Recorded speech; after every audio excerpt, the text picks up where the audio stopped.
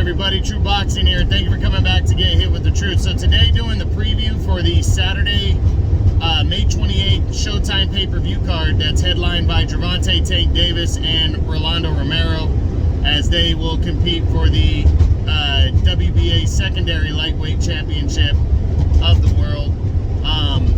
The regular title is what they call it officially, which belongs to Gervonta Davis right now. But the card itself is okay. I mean, you know, it's nothing special. Personally, to me, it's not worth ordering it.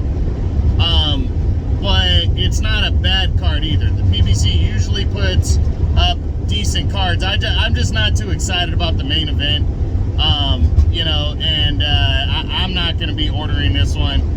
But it's not going to be terrible completely, the whole card. But the main event doesn't really excite me. And there's not a huge matchup on the undercard, even though the undercard is solid. So let's kick it off with the fight that's going to open the telecast, which should be it could steal the show. It has that potential, and that is Eduardo Ramirez, super featherweight contender at 130, battling Luis Melendez. Now, if you haven't heard of Luis Melendez, neither have I, but the dude's got it. He's an all-out action fighter. He's 17-1. He lost his third pro fight and hasn't lost a fight since. And he's 17-1 with 13 knockouts. So the guy is he does fight for knockouts.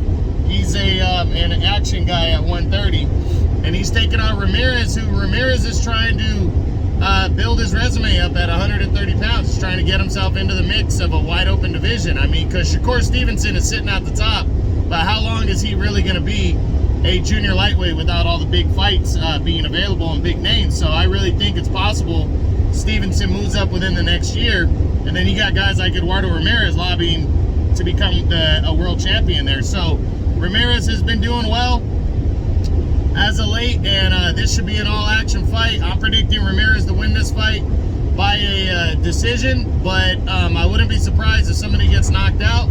And I think this Melendez dude looks kind of hungry, and we'll see how that works out. But that should be all-action, super featherweight action to kick off the show. Then there's an intriguing matchup coming after that, as Jesus Ramos, a contender on the rise at super welterweight. He's I believe he's 15-0 with 12 knockouts. He is taking on Lucas Santamaria, but this matchup is interesting because Santamaria coming in the underdog, and he's moving up from welterweight to super welterweight to fight the undefeated Ramos. But Santamaria defeated Abel Ramos earlier this year, I believe, or late last year, in an upset at 147. And Ramos was a top 10 guy. Actually, it was earlier this year. Abel Ramos is Jesus Ramos' uncle, and that fight took place earlier this year. And again, Abel Ramos at the time was a top 10 guy. He'd been in a ring with Yordenis Ugas and fought hard. He had a win over Omar Figueroa Jr. So Abel Ramos was rolling, and in a top 10 welterweight. And welterweight is a very talented division. And he ran into Lucas Santamaria and was upset in that fight. So now Jesus Ramos is trying to get some revenge here for his uncle, and this should be a good one right here. I'm predicting Ramos to get revenge on Santamaria, but it's going to be a good action fight, I think.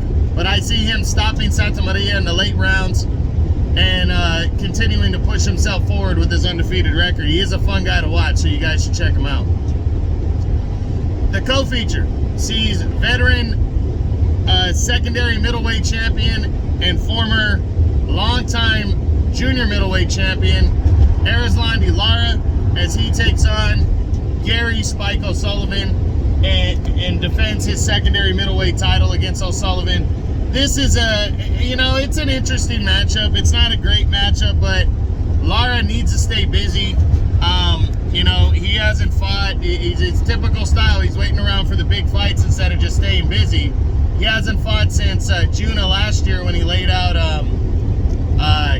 Cornflake LaManna to capture the vacant WBA regular belt. and then decided to stay at 160 pounds after that. So Lara is still in the process of waiting around to see if the WBA is going to order him to fight Triple G or not, even though Triple G's moving up to super middleweight to challenge for the undisputed title there.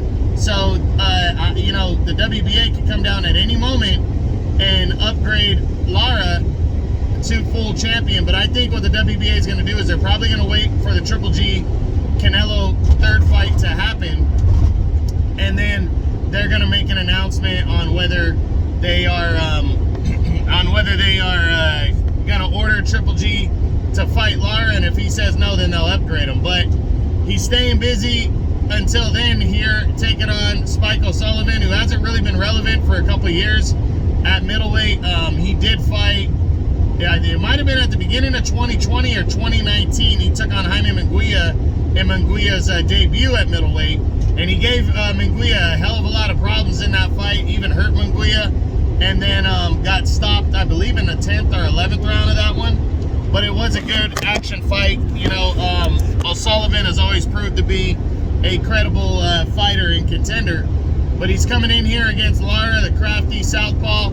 I think it can be action-packed for a while because Lara has slowed down a bit, but I think Lara's gonna pick O'Sullivan apart and probably get a unanimous decision to retain the secondary middleweight crown and push forward. But we'll see what happens. Decent matchup on the undercard. The main event, Gervonta Tank Davis battling Rolando Romero. I did my full breakdown video for this fight a couple weeks back. Go check it out. This one, I think it's going to be all action while it lasts. But Davis I think he knows he needs to prove a point here. And, you know, Romero is not, in my opinion, shouldn't be a serious threat unless he is a lot better than we think he is. And we don't know. That's the thing. We don't know.